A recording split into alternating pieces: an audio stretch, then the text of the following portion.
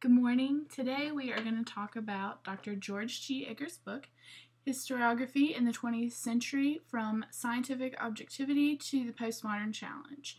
He first published this work in Germany in 1993, and after some serious revision and translating, it was published in the United States in 1997 by Wesleyan University Press. First, let's talk a little bit about the author and learn some more about Dr. Iggers. According to his faculty webpage, Dr. Iggers was born in Germany and then moved to the United States when he was a young boy.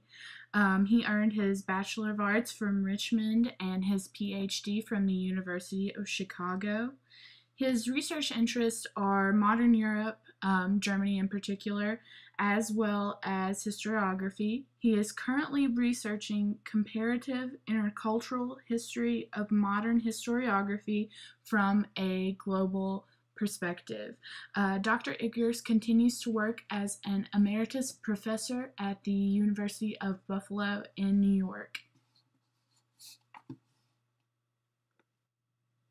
So the questions that Iggers faces in this book are mainly, how has history and historiography changed in the past 150 years since the professional study of history has begun, and what is the postmodern challenge that we as historians face today? And to answer these questions, he divided the book into 3 sections, which chronologically follow the progression of Western thought in historiography. So, section 1 begins with 19th century early historians, which started in Germany, and talked about pretty much the historical thought of the first professional historians. These historians were funded by their governments, so obviously there was an extreme pressure on them to create accounts that glorify their nation's political history and really focus on the more famous names and places rather than common people. Also, history for them had to be a grand narrative. Things had to fall together in a good-looking story. And unfortunately, we don't know how much of this research actually ended up to be true instead of just the making of this grand narrative. And section 2 goes on to talk more about historiography after World War II, where there are 2 main schools of thought. You've got the British Marxists, who would focus on more of an economic and political history, and then you have the French Annales school of historiography, probably one of the most popular for European historiography. And they wanted to look at history as more of a social science, to focus on things as a cultural phenomenon, and try to be more scientific than the traditional historians of the past. And in the final section, Iggers describes modern or postmodern historiography.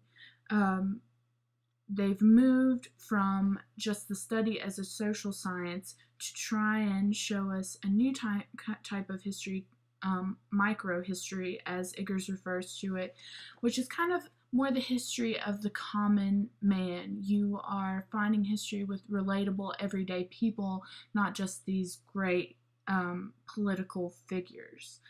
It also becomes more scientific as you are taking on a multicultural perspective and indeed studying the histories of peoples who previously had not been considered historical by us living in the West. You're studying more obscure societies in Africa and Asia around the world, really gaining more knowledge as a historian. But this is where the postmodern challenge arises, because Iggers recognizes that no historian can be truly objective. no matter what we do, we are always going to have some sort of cultural bias that will affect our interpretation of past events. So, in the end, is it really worth it to even continue studying history? Are the events we're writing about true people that lived and things that happened on the earth, or are all of our efforts pretty much just to create a literary fiction narrative of the past? Herein lies the postmodern challenge. So, should we all just toss in the towel and give up grad school because as historians we're never going to be able to create an accurate truth of the past because we lack objectivity? Iggers disagrees. He says that even though objectivity is unattainable in history, the historian can hope for nothing more than plausibility. On page 145 of the text, to be sure, every historical account is a construct, but a construct arising from a dialogue between the historian and the past, one that does not occur in a vacuum, but within a community of inquiring minds who share criteria of plausibility. Scientific objectivity is indeed unattainable in our study of history, but if we can still stay positive and look at it from our own analytical ability by looking at primary documents, yes, we can overcome this postmodern challenge.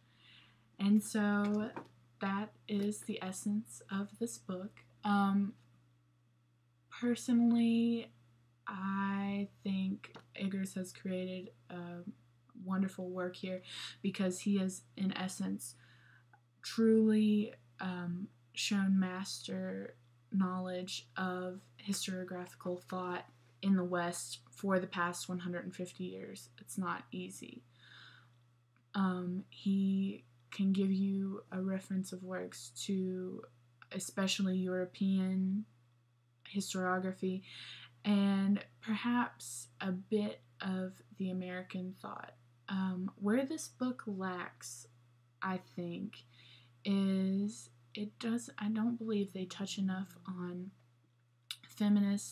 new feminist perspectives in historiography, and he also only briefly mentions African American history and the development of that in recent times. Also, the book is lacking in that it's only Western historiography for the past 150 years. It's definitely not a global account of historiography. So a few things that could have been better, but Dr. Iggers' current research is looking at more of a global perspective, so perhaps we can anticipate a work from him that will address those concerns. I also, at the bottom of this post, am going to put an interview with Dr. Iggers from his fraternity that he was a part of, actually the first white male in an all-black fraternity. And I think this video is just a real gem because it allows us to make a personal connection with this author that we otherwise wouldn't get from reading this book. So I hope if you've read the book, you'll take some time and watch this interview, really learn some more about Dr. Iggers. And also, I would like to leave you with this question of the postmodern challenge. What are your thoughts on the literary quality of history? Are we creating records of people that actually happened, or is it little better than fiction? You decide. I'm interested to hear your comments, and I hope you all have some time to read this really great book that will give anyone a concise and thorough, hard to combine, concise yet thorough account of Western historiography for the past 150 years. Thank you.